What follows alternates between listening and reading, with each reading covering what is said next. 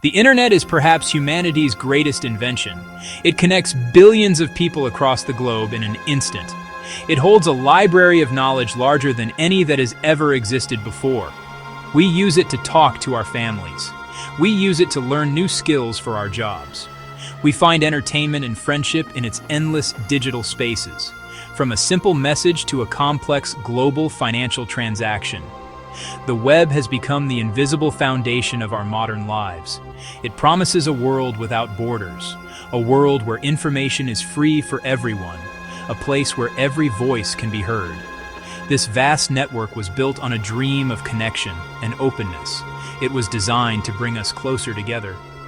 Early pioneers envisioned a digital utopia. They saw a future where communication was seamless and universal access to information would solve many of the world's problems. For a time, it seemed that dream was coming true. We could see and speak to loved ones across oceans. We could access university lectures from our living rooms. We could organize social movements and share new ideas with millions. The internet has fundamentally changed how we live, work, and relate to one another in ways we are only beginning to understand. But behind this bright promise, a different reality has taken shape. This powerful tool is also one of our most misunderstood forces. While we were busy connecting and sharing, new systems were being built in the shadows. These systems were not designed for connection. They were designed for control. They operate silently, using our own data to guide our thoughts and actions. Every click, every like, every search query we make feeds a machine that is learning more about us than we know about ourselves. The very platforms that bring us together are also driving us apart, creating unseen pressures that shape our daily choices. The central question we must now ask is a critical one. How does this digital world truly shape our physical reality? Is the internet simply a tool that we control, or has it become something that now controls us? We are living in a grand experiment, and we are all the subjects.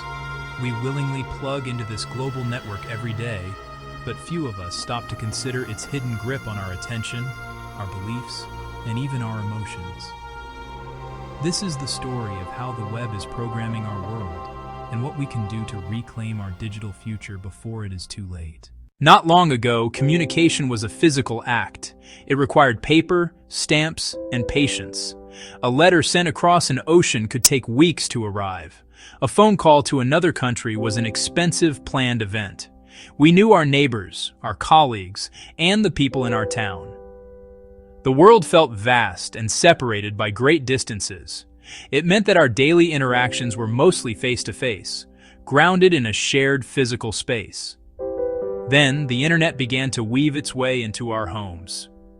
At first, it was a slow, screeching dial-up tone.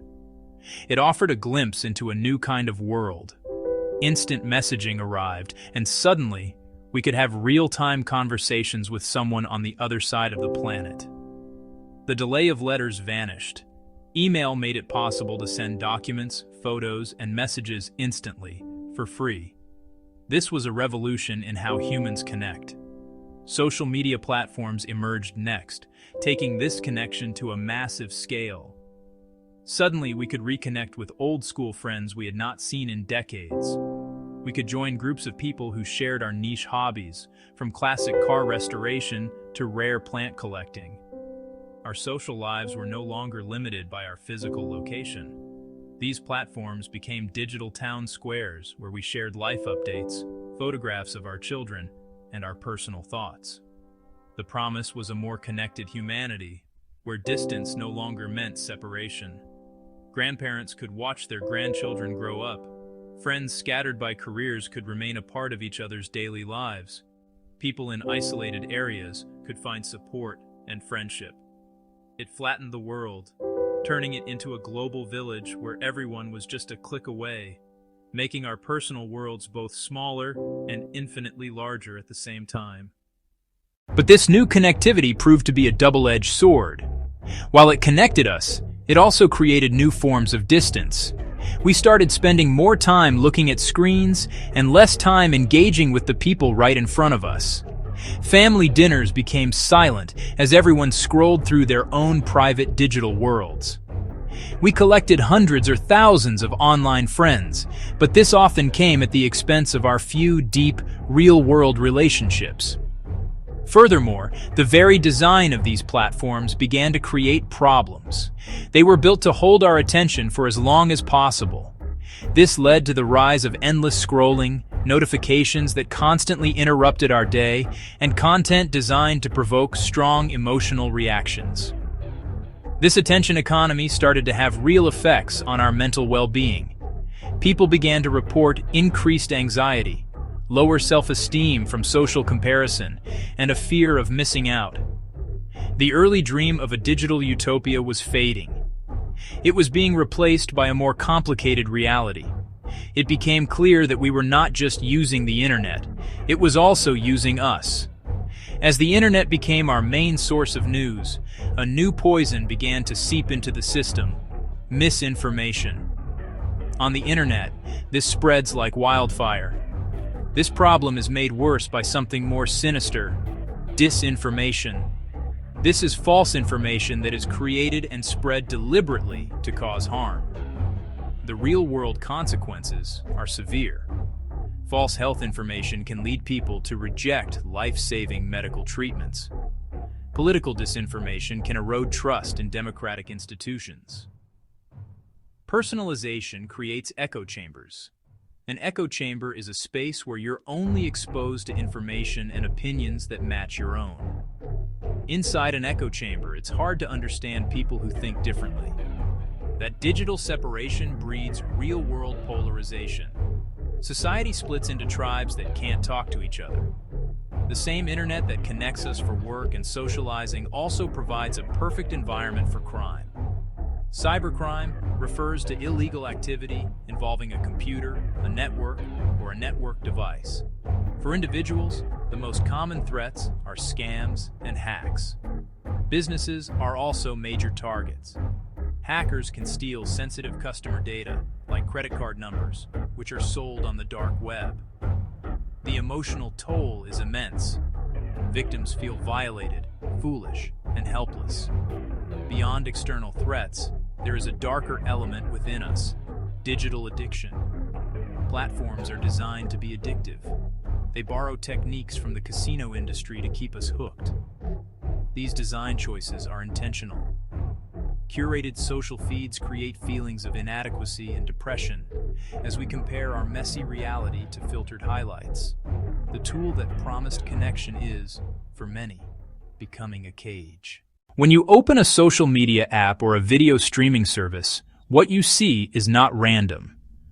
The force making these choices is an algorithm. They analyze everything they know about you: your past clicks, the videos you have watched, the posts you have liked, how long you linger on a picture.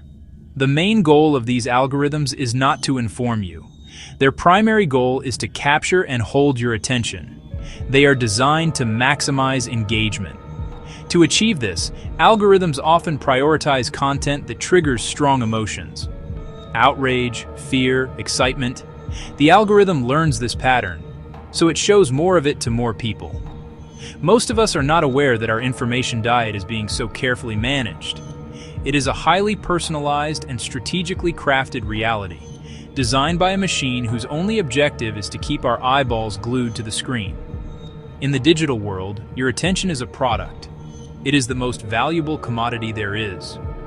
We do not pay for them with money. We pay for them with our time and our focus. This is the core of the business model known as the attention economy. They have entire teams of engineers, data scientists, and psychologists working to figure out how to capture more of it. Every detail is optimized to make the platform as compelling and hard to resist as possible. The algorithms learn what captures our attention and then nudge us towards certain actions. These recommendations are not random suggestions. They are calculated pushes designed to guide your behavior. We think we are making free choices, but our choices are being presented to us from a menu that has been pre-selected by a machine whose motives are purely commercial. The most visible result of this system is targeted advertising.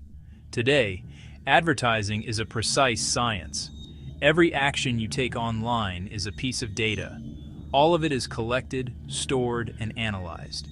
This creates a detailed digital profile of you, a virtual voodoo doll that predicts your behavior.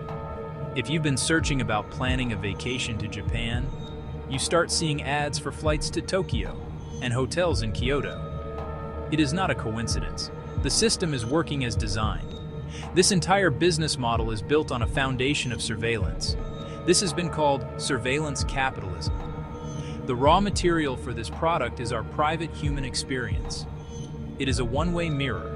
They can see us, we cannot see them. This has created a massive power imbalance. The price we are paying is not just a loss of privacy, it is a loss of autonomy.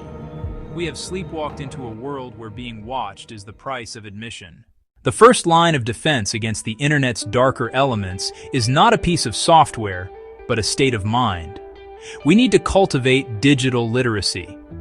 When you see a post or an article that causes a strong emotional reaction, like anger or shock, it is important to pause. This emotional response is exactly what false narratives are designed to provoke. Check for sensational headlines, look at the source of the information, examine the web address carefully. If a surprising claim is made in an article, try to find other credible sources that are reporting the same thing. This is called lateral reading. Ultimately, digital literacy is about changing our habits from passive consumption to active engagement. Before you click that share button, ask yourself a few simple questions. Protecting our personal information is an act of resistance. The first step is better password hygiene. Use a unique, complex password for every account. A crucial next step, enable two-factor authentication whenever offered. This adds a second layer of security. Be conscious about what you share online. Think twice before sharing your full birth date, your home address, or details about your daily routine.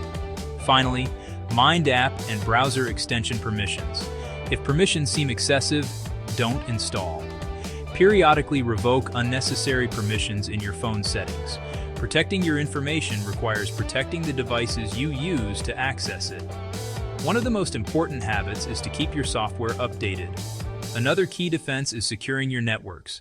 Be extremely cautious about public Wi-Fi. Using a virtual private network, or VPN, adds encryption to protect your data. Learning to recognize scams is another critical defense. Be suspicious of unsolicited messages that create a sense of urgency. We also need to protect ourselves from the compulsive pull of the platforms themselves. A powerful first step is to set clear time limits. Creating tech-free zones or times, such as during meals or for the first hour after waking up, can help create space for real-world connection and quiet reflection. We can also adjust our device settings to make them less demanding of our attention. The most effective change is to turn off most notifications. Another useful trick is to set your phone to grayscale mode.